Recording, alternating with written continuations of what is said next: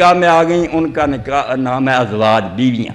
یہ جو جنگ میں آئیں اور حکومت نے دی ان کا نام ہے ما ملکت ایمانکم، طاقت سے آ سکتی ہیں. بالکل ان میں اولاد جو پیدا ہوگی دوسری اولاد کی طرح ہے، وراثت لے گی، کسی چیز میں فرق نہیں، نام دو رہیں گے. کہ آزاد عورتیں اپنی مرضی سے نکاح میں آئی ہیں، یہ زبردستی حکومت نے قبضے میں لیا اور ہمیں عطا کی،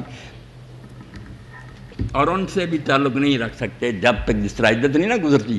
اگر ان کے پیٹ میں بچہ ہے، بچہ پیدا ہونے دیا جائے. کوئی سپاہی اگر ان سے تعلق قائم کرے گا اس طرح حرام ہوگا. جس کا بچہ ہے بے شک کافر کا، اس کا پیدا ہونے دیا. اور اگر 1 مہینہ اس نے انتظار کیا اور دیکھا کہ ابھی تو اس کو نہیں حیض آیا، پھر بھی نہیں اس کے قریب جا سکا. پورے شریعت کے قوانین ہیں بیوی کی طرح کے، مگر بہرحال دو گروہ. آزاد عورتیں اپنی خوشی سے نکاح کرتی ہیں، یہ تو دشمن کی عورتیں بڑی مشکل سے پکڑیں. اور یہ لوڈیاں رکھنا اور غلام رکھنا آپ خود سمجھیں کہ کوئی آسان مرحلہ نہیں. سانپ ہے گھر میں رکھیں، دشمن، ان کی نگرانی رکھنا بڑا مشکل مرحلہ کہ نقصان پہنچا دیں. مولانا قرآن میں آ رہا ہے کہ عمران کی بیوی اور فرعون کی بیوی، جہاں نام نہیں لے رہے اللہ تعالیٰ، لیکن حضرت مریم کا نام لیا ہے، کیا وجہ ہے؟ عمران کی بیوی جو آتا ہے نا قرآن میں، عمران کی بیوی اور فرعون کی بیوی، وہاں ان کا نام نہیں لیا گیا واضح، لیکن حضرت مریم کا نام واضح لیا گیا. میرے بچے اگر مریم علیہ السلام کا بھی کوئی خاوند ہوتا تو اللہ تعالیٰ ضرور پردہ رکھتا جیسے دوسری کسی عورت کا نام نہیں. یہ بھی پردے کی ایک دلیل سمجھیں کہ عورت کا نام تک بھی اللہ نے نہیں لینا چاہا، نہ ہاجرہ، نہ حوا، نہ سارہ، کہیں نام نہیں. اتنا پردہ. یہی کہہ دیتا فرعون کی بیوی ہے، یہ فلاں کی بیوی، حضور کی بیویاں، نام نہیں لیتا. اتنا احتیاط ہے کہ یہ مستورات ہیں، ان کا احترام ہونا چاہیے. مگر مریم علیہ السلام کے بارے میں مجبوری کہ ان کا تو کوئی خاوند نہیں تھا. اب کیا کہا جاتا کہ فلاں کی بیوی؟ اگر ہوتا کوئی فلاں تو حضرت مریم کے بارے میں بھی یہی کہا جاتا. جیسے عیسائی لوگ کہتے ہیں کہ یوسف سے شادی ہوئی تھی، صرف رخصتی نہیں ہوئی تھی. اگر ایسا ہوتا تو کہہ دیتا یوسف کی بیوی. نہیں، یوسف وغیرہ سے کوئی نہیں ہوا تھا، اس لیے مریم ہی کہنا. آپ بتائیں نا کیا اس کے سوا راستہ تھا ان کا؟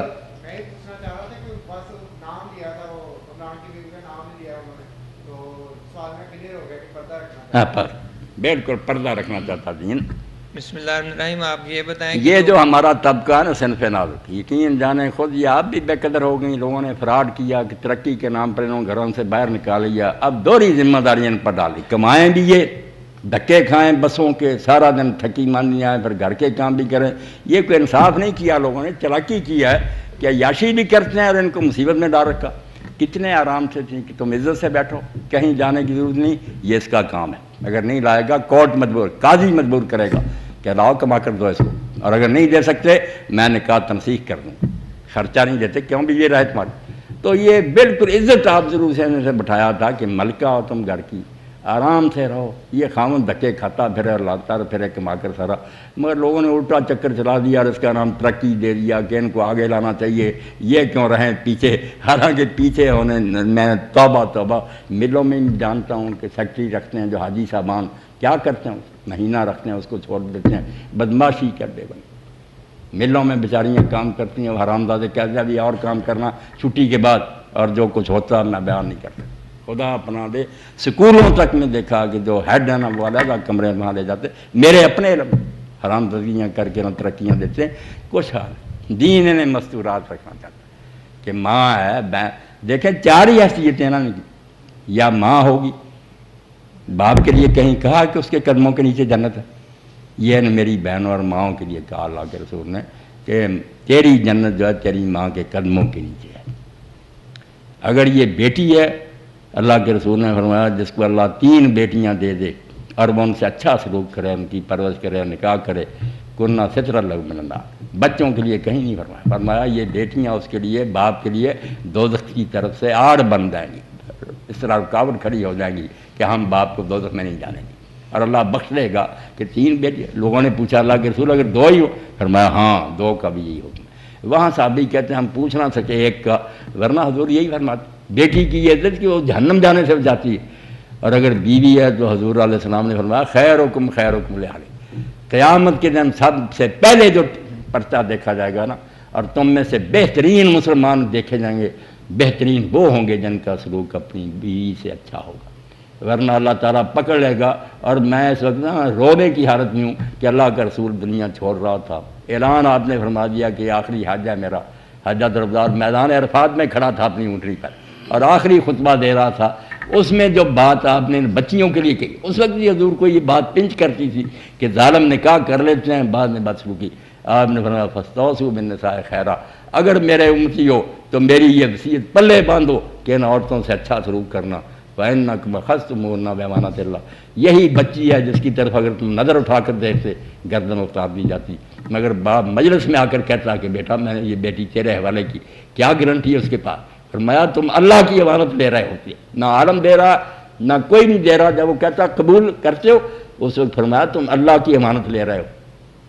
فَإِنَّهُنَّ عِندَكُمْ أَوَانٌ، اب وہ بچیاں نکاح کے بعد تمہارے پاس بے بس اور قیدی ہیں، اس لیے اگر ان سے برا سلوک ہوا تو یاد رکھو پھر خدا اپنی امانت کا حساب لے گا. اور اگر بہنیں ہیں، ایک واقعہ سنا دو ایمان کی تازگی کے لیے. یہ محفل اسی لیے ہوتی ہے، میرے یہ سب بھائی ہیں پروفیسر صاحب بچے بھی، میں صرف چاہتا ہوں میرا ایمان بھی تازہ. آپ اللہ کے رسول علیہ السلام کا زمانہ، حضرت جابر رضی اللہ عنہ صحابی ہیں، ان کے والد بھی صحابی ہیں عبداللہ.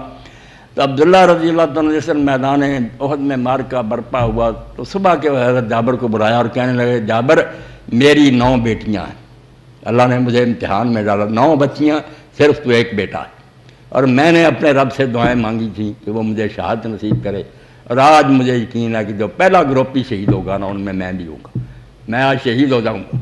تو مجھے دنیا چھوڑتے ہوئے کوئی غم نہیں، نہ میرے دل پر کوئی بوجھ ہے، صرف یہ بوجھ ہے کہ یہ 9 جو ہے نا میرے بعد مجھے تسلی دے کہ انہیں محسوس نہ ہو کہ ابا جی نہیں رہے، یہ تو گھر بدل گیا. ایسا نہ وقت آ جائے کہ یہ بیچاریاں محسوس کرے کہ ابا جی چلے گئے، اب تو یہ گھر وہ نظر نہیں آتا. تو حضرت جابر نے کہا ابا جی آپ بے فکر نہ آئیں، یہ میری بہنیں یہ کمی محسوس نہیں کریں. اب کتنی بڑی قربانی دی. ایک ہی بیٹا تھا، باغوں کا مالک تھا، مگر ایک بیوہ اور اس سے اس نے شادی، عمر رسیدہ. ایک دن حضور علیہ السلام نے پوچھا جابر تم نے شادی کر لی؟ تو انہوں نے کہا ہاں کر لی. تو آپ نے فرمایا صحیح ہے بنا بکر، کنواری ہے یہ شادی شدہ؟ تو اس نے کہا یا رسول اللہ بیوہ ہے. حضور کو تعجب ہوا، آپ اس پر اس سے پوچھنے لگے کہ جابر تو کسی کنواری عورت سے شادی کرتا، خوشی سے تیری اس کی زندگی کچھ دن گزر دی.